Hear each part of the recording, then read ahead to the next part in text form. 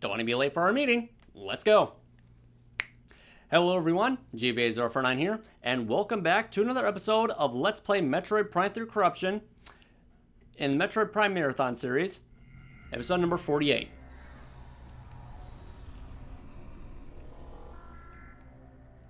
We're going to witness some basic profanity right in here, not in there. We're going back here. Go to the briefing room. You don't need to tell me twice, because this guy's already gotten taken care of for me. You're good to go. Admiral Dane is waiting inside.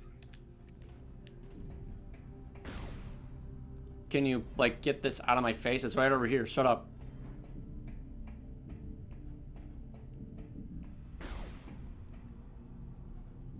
Go to briefing room.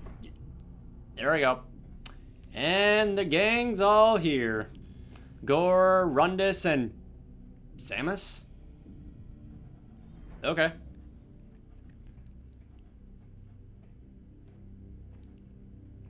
Pretty sure Gandreda instantly became a fan favorite at the very moment they saw her just making a mockery out of Samus like this. Probably because she's jealous. Gandreda, enough. It's never really explained, but it's up to speculation. Like everyone's here now. Before I begin the briefing, let me introduce 242, the flagship's Aurora unit. An organic supercomputer. Fascinating. It's my understanding that the Galactic Federation's core network is comprised of such units. That is correct, Core. And we serve as the network's master control. However, currently the network is down. While I was doing a little test run to make sure that the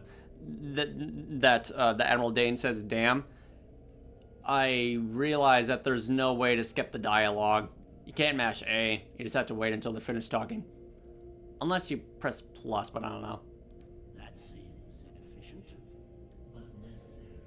You see, 7 days ago, we discovered that all Aurora units were infected with an unknown virus. We were forced to bring the network down. Fortunately, our scientists were quickly able to devise a vaccine. It's a good thing they did. Otherwise, this game would end tremendously early if that was the case. Unit 242 was the first AU to receive the vaccine. We were able to completely purge the virus. Oh, so the vaccine actually works. Cool. Where did this virus come from? We believe the virus is Doesn't of happen space often. pirate origin. 4 months ago, the GFS Valhalla went missing while on a training mission in the Klar Nebula. The ship's logs revealed that they were attacked by a space pirate raiding vessel. That last sentence was a joke, just in case you know.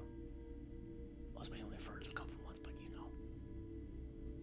What is the logic in disrupting a Federation training mission? They're pirates. How could they resist a prize like that? That never would have happened if I'd been there. Then it's a shame you weren't. You really didn't have to. That slight body language of him just readjusting himself is just so priceless to me. I was like, how dare you insult me like that? I was like, okay, calm down, calm down. Good thing you did. This is how they were able to hack into the network and plant the virus. Thanks to our security protocols, we were able to shut down the network before the damage from the virus became irreversible. But we're still vulnerable. If the pirates decide to launch a major offensive, we'd be hard-pressed to defend ourselves. We must rid the other AUs of that virus and bring the network back online. That's where you come in. We need you to deliver the vaccine to each of the AUs in this system. Feels like they were going to do that in the beginning of the game, but no, you do that way later on. I completely forget about that once you arrive in Skytown. It's like, oh yeah, that's part of my job. Okay. We'd also like you to investigate the pirates' activity in the area. You need to know what they're up to. Technically, it's not the space pirates. It's Dark Samus's, aka FaZe's blood, that's causing all this to happen. The biggest target in all of Metroid Prime 3 Corruption is the deadliest element in video game history. Objectively speaking, I don't even know if there's anything else in the library that comes close to what Phazon can do, but I'm convinced that nothing will ever replace that. Spoiler alert for a future video that I might make in the near future. I don't know when or how. I just need to play more games. But without question, Phazon is definitely going to be number one. And I'm going to provide all the details as we go on in this video. And that's basically what you're going to hear once I get there. But holy shit. Metroid Prime 3 Corruption just goes all in by making the game feel as climactic and intense as it possibly could. And dark. Condition red. Starting now. All personnel to combat-ready stations. Repeat. Condition red. Sir, a space pirate attack fleet has just warped out of some sort of wormhole. They're also heading for Sector 0, the planet's home base. Damn! They're targeting the planetary defense system. Get down to the planet and aid the ground troops. Stop those pirates from disabling the defense system. Go. I spent money just to hear him say damn, and it was absolutely worth it.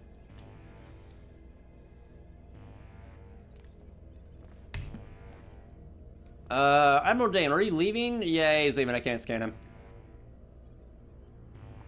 Emergency. Code red. Oh boy.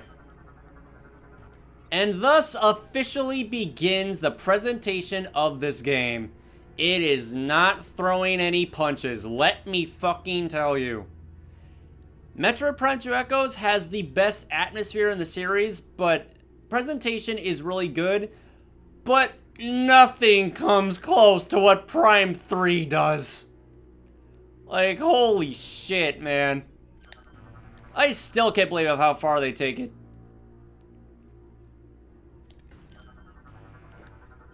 Also, that blaring alarm sound effect could really make anyone scared for their lives. I don't even know if that's like a use in other parts of media, but that's an alarm that no one wants to hear.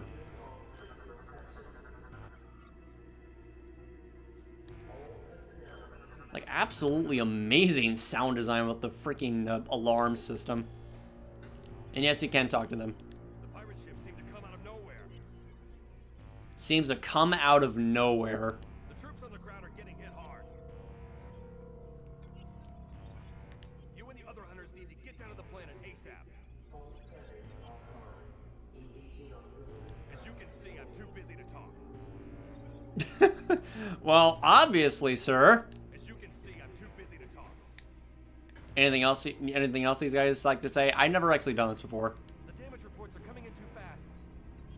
Okay, so it's the same reports from the other character. I can't believe this is happening. Can't believe this is happening. Oh boy. I can't talk now. Well, you just did. There are pirate fighters all over the place. Hit them hard, Samus. Copy. Please, give me some room. Please give me some what? I need to concentrate. Please give me some room. I need to concentrate. Yeah. I need to concentrate. There's different dialogue for each character. Hit them hard, Samus. I need to concentrate. Are you supposed to be heading to your ship? Yeah, but I'm just curious what everyone has to say in here because no one ever actually pays attention to this stuff. Please, don't get in the way. Please, don't get in the way. All right, last one. Then I can go. Where did the pirates come from? Samus, we need you on the surface. I'm a little overwhelmed here at the moment. Well, that's what the game does to you.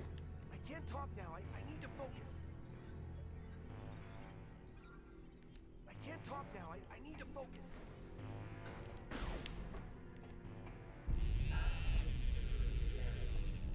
I should probably lower the intensity of my Wii Remote vibration. Hold on just 1 second. Or turn it off. Actually, no, that just ruins the immersion. Fuck it. I'll just leave it as is.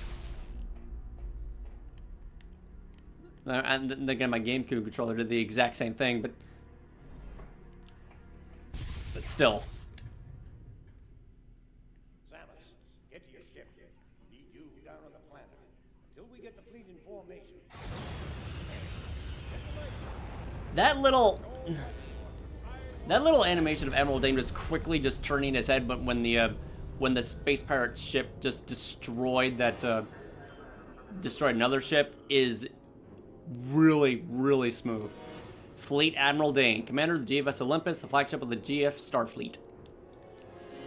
Fleet Admiral Castor Dane is known for his utmost dedication to protecting the Federation from its enemies. He is stern and aggressive and has a strong dislike for the space pirates. Rumor has it they orphaned him at an early age, an act he still seeks to revenge.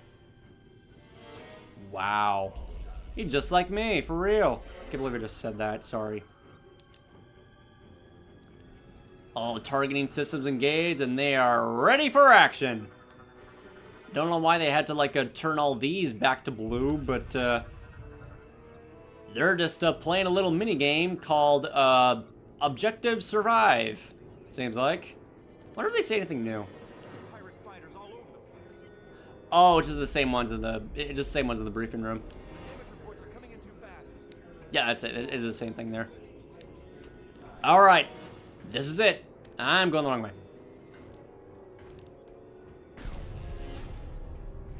Oh boy, this is so freaking intense. First enemy. Pirate militia, expendable infantry units, lightly armed and armored. Why? Because it's part of the game, and otherwise this game would be literally impossible if they send in their best troops. They underestimated the GFS Olympus, I guess. The pirates have not enhanced all their fighting forces. Oh, right. They continue to use militia units in battle. These groups are made up of slaves and criminals, and do not receive the phase-on enhancements given to regular army troopers. They are surprisingly obedient to the upper caste within the pirate military. Rumor has it that disobedient militia members often find themselves as dinner for regular army troopers. Must be a different kind of species of space pirate, because look like something you'd see from fucking Dead Space. Jeez. Ugh. Yeah, I prefer the beta shock troopers from Prime 2, but that's just me. Alright, let's go.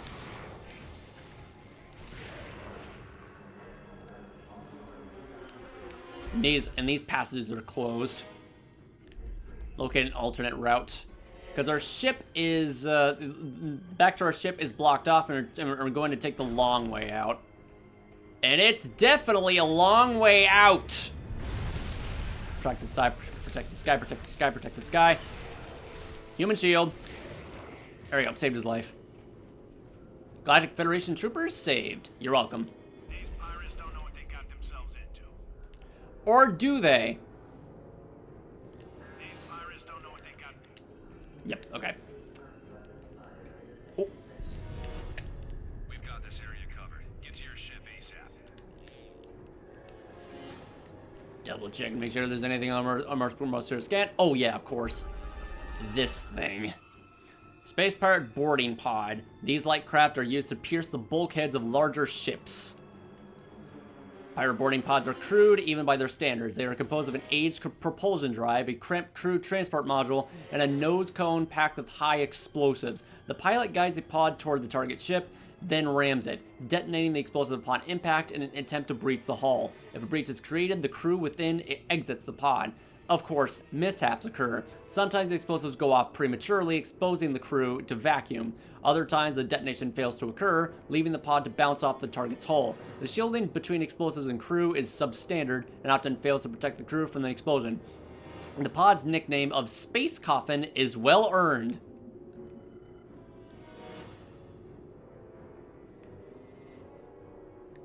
Interesting how you don't even get to see the inside of these things because the explosives are, you know, on the inside of the pods.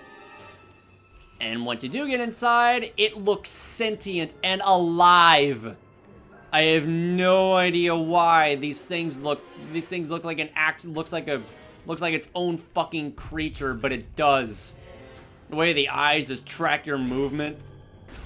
and they're sensitive to your shots and just do not let go of eye contact off of you. Oh boy. Yeah, that's quite something, to be sure. Oh. And the target here, crawl tank, small mobile weapon platform, lightly armored and well armed. Crawl tanks are mobile, ground-based defense drones, but are easily destroyed by standard weapon fire. They can be equipped with different cannons, including a phazon beam system. They are not built for sustained combat and are better suited for light patrol and security roles. You know, now that I look at them, they look very similar to watch drones in Prime 2, but not as cute. They look like upgraded versions of them, actually. Okay, fine, they are kind of cute. Galactic Federation trooper saved. I'm fine. Don't worry about me. Get down to your ship. Go. I'm gonna need all the credits I can get so I can unlock as many extras like I can unlock. Too bad I can't get any of the friend credits because it requires Weak Connect 24 and friends to get them. So that's basically lost media by this point. Thanks, Nintendo. Or Retro, I don't know. Is it Nintendo's idea or Retro's idea? Not the best idea in the world. It really isn't. All systems are green. Really? They really, oh, wait, what do you know? You're right. All systems are green. Isn't that something? You don't say.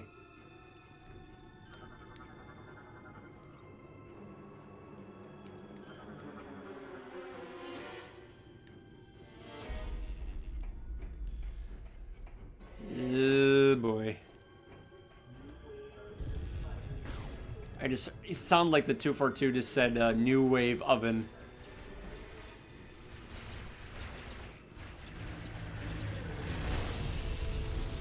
That guy's unfortunate. Uh-oh.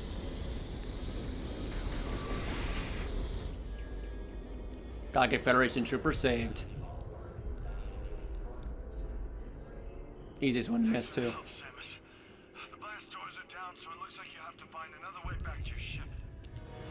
Yep, definitely. This route can no longer be used. You'll have to find another way to get to your ship. These are blue again for some reason.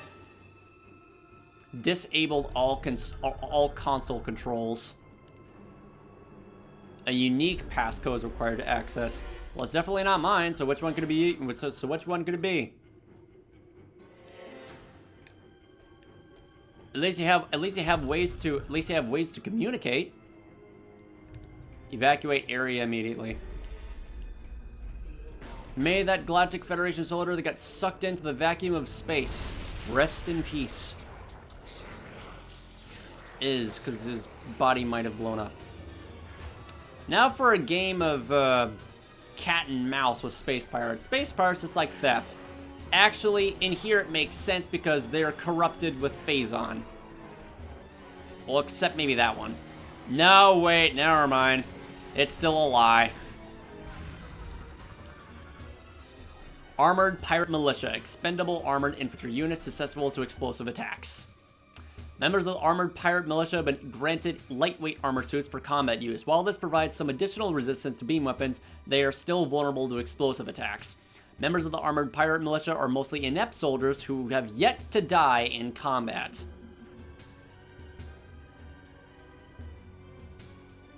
Interesting.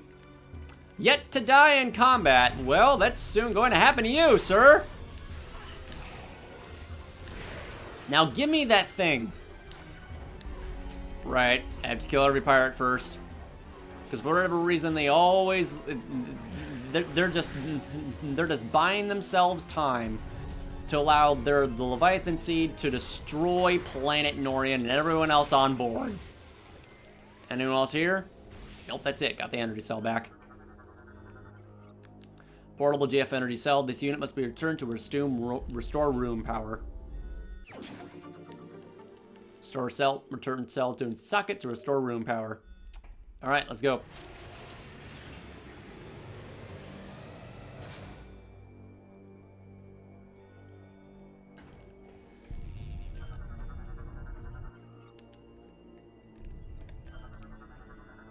Oh, the screens are offline because of the energy cell. That's interesting. That's an interesting detail. All right, let's go put this thing back in here. Sorry if the vibrations are loud. There's no way for me to lower the sensitivity other than turning it off. But I like immersion in my games. And another cute enemy in the game, crawl mines. They're like mini watch drones. Mobile explosive drone detonates on contact. Crawl mines are not terribly bright and rely on suicide strikes as their main form of attack. Okay, sure. They were designed to patrol small areas such as ventilation shafts and maintenance tunnels. Though relatively harmless alone, they can be dangerous in large numbers. Oh my goodness, that is a very cute animation. Though it feels like the frame rate is lowered the more crawl mines are on screen. Feels like it.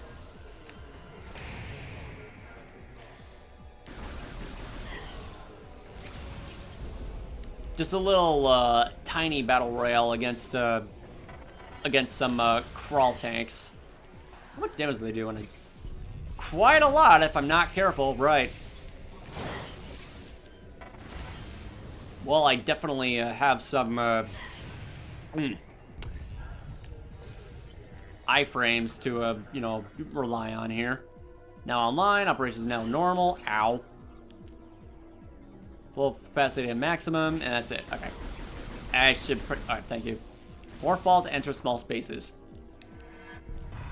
And here we're going to see Rundus in combat with the space pirate that has absolutely no idea what he's dealing with.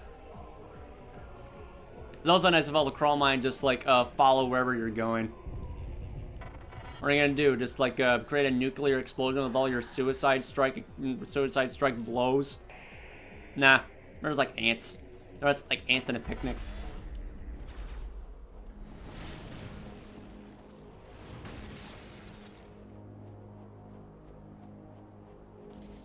Should have been an ultimate. Also, this is pretty interesting. Metroid Prime 3 Corruption is the only game in the franchise that has mandatory energy tanks. 2 of them, to be precise. And reasons why is because of hyper mode.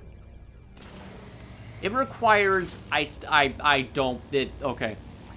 I'm not saying it in a bad way. I'm saying it in a what the fuck kind of way, because it ties into the narrative of the game.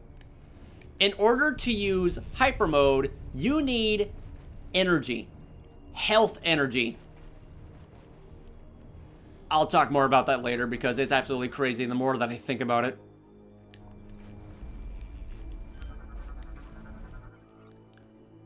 Oh yeah, speaking of crazy, how we get out of the garbage chute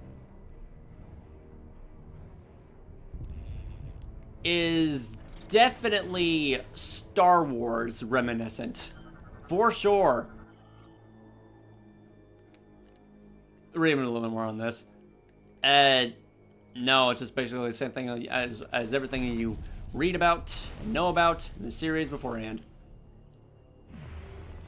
First time seeing this, it scared the crap out of me. Airlock cycling is like, wait, what does that mean? Red text does not mean anything good. What? Oh, we're being sucked into space.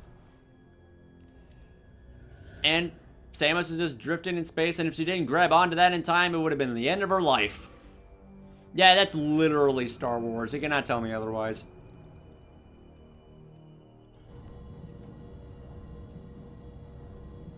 And that is how she gets out of here.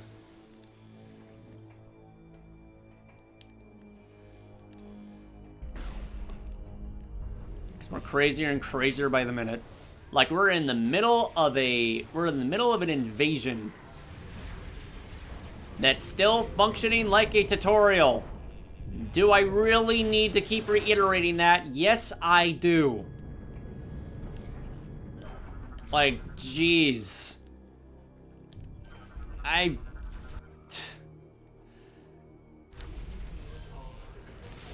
People must feel really lucky to, like, have Metroid Prime 3 Corruption be their very first game in the series, and I'm pretty sure it did not disappoint them. Like, at all. Seriously, the presentation of Metroid Prime 3 Corruption is so fucking good that it's so well designed. Every waking second in the beginning of this game is so well made, it practically deserves a reward on its own. Like, I don't even care. Like I practically thought nothing of it at first, but the more that I look into it now, it's amazing. It's absolutely amazing.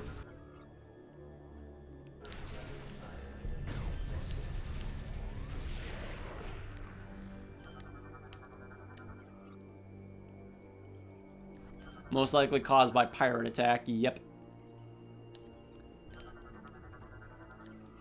Music gets even more suspenseful the more that you go into it because, yep. You're definitely going to be involved in a pretty big encounter later on in this little, I wouldn't really call it an event. Oh, right. They don't have ragdoll effects. In this little adventure that you're having. And it's casual. It's a casual pace. In the GFS Olympus. This frigate is beyond repair and is scheduled for scrap? Whoa! Okay, I did not know that before. I did not notice that before. That's scary.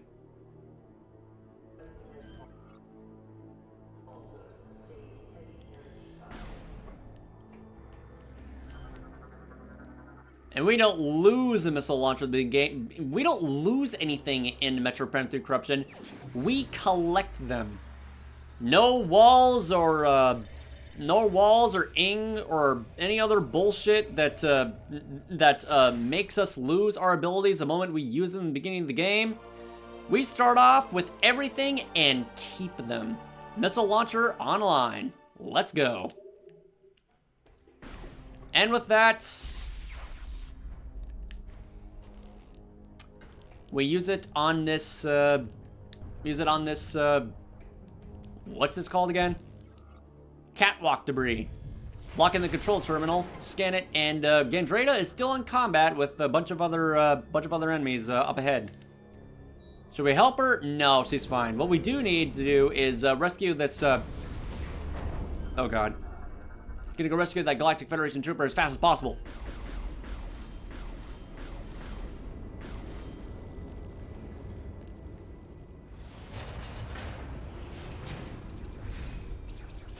Never mind, he's dead. I spent a little too much time, you know, scanning things, but, oh well. Arrow mine, fly an anti-personal unit, drop shield to fire weaponry. Arrow mines suffer from a design flaw. Their shield and beam weapon units use the same power source, allowing only one to function at a time. This exposes the unit to damage when it fires at enemies. Arrow mines were originally designed to take the role of sentry for space pirates, but have since been put to use in combat as well. Because of the initial design flaw, these units do not pose much of a threat. After the execution of the first design team, the new pirate designers swore to correct this flaw with great haste, and never did. I mean, in a game design functionality, it's interesting, but thankfully there is an easier way to take care of arrow mines, and that is purposely bumping into them. Because they self-detonate when they get too close to you.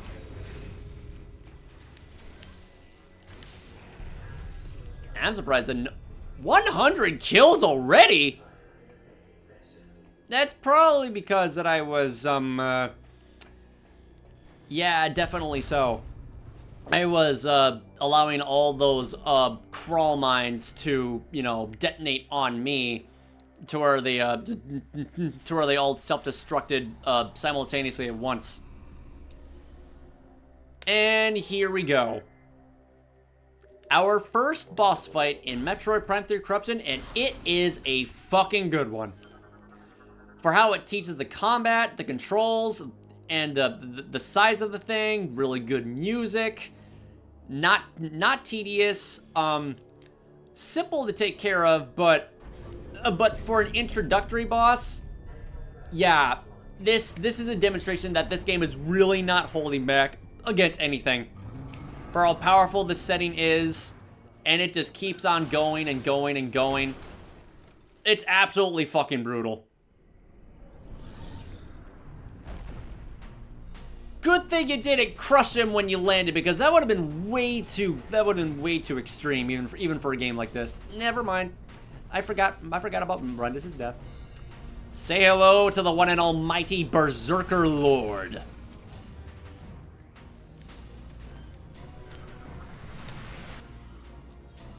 Phasite plating on its head can only be destroyed by projectiles it fires.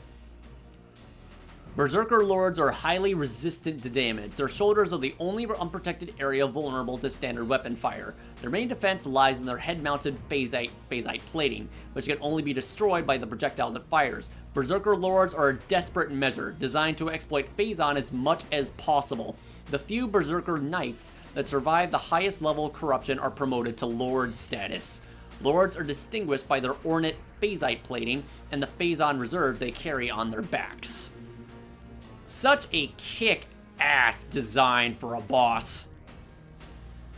Like, you can really see the corruption just oozing on its design.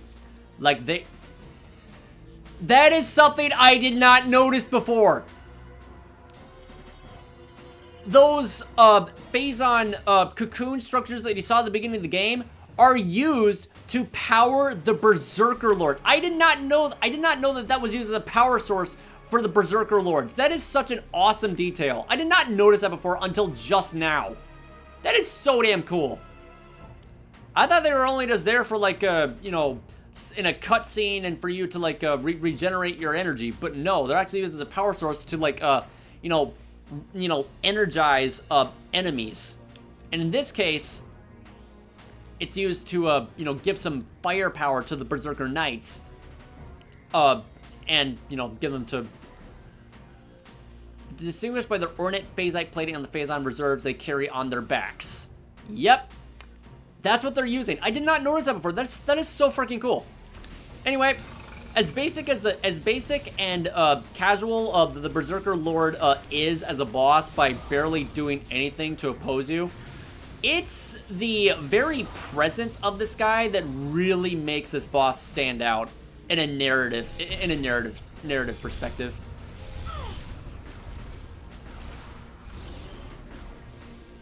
What you're supposed to do is attack the two glowing weak points on its arms, and deflect the purple orbs that it fires after the orbs are destroyed, and reveal the weak spot on its back to where it become more aggressive, and finish and then finish them off right there. Also, the music is a remix of the Arachnus fight in Metroid Fusion, in correspondence with I guess Diggernaut in Metroid: Samus Returns. Bufos Mixes, one of the best video game soundtrack mashuper channels on YouTube, has made a multi-mix of all three of those themes, because they're original soundtracks and remixes of the same theme, and it's really good. Bufos Mixes is the one that made that, and literally all you need to do to avoid that is just straight to the left.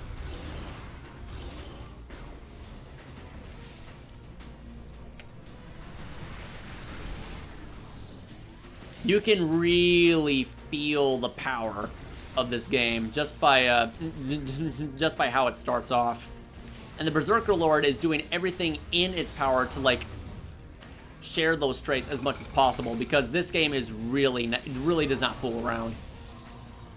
At the exact same time, it's just very casual. I know I keep on saying that, but seriously. It really freaking feels like that Metroid Prime 3 Corruption, in the beginning of Metroid Prime 3 Corruption, it really does feel like that you're on an internal timer. Like literally everything is at stake in this game. Like in the very beginning of the game, it's just it's really not holding back against anything. It's so powerful, so over the top, that it just goes absolutely bonkers, like absolutely bonkers the further you go into the freaking prologue. This is only the prologue of Prime 3. It starts with the space pirates invading the GFS Olympus and trying to take over there. Berserker Lord just, you know, buying you time so that way the space pirates can succeed. And by the time you get there, you're really, really severely low on time. You really gotta hurry. Also, this cutscene is just very, very iconic. Defeated, electrocuted by electric barriers, falls into space, and receives a head-on collision with the ship. What an amazing way. What an amazing way to go out for an introductory boss. So memorable, too.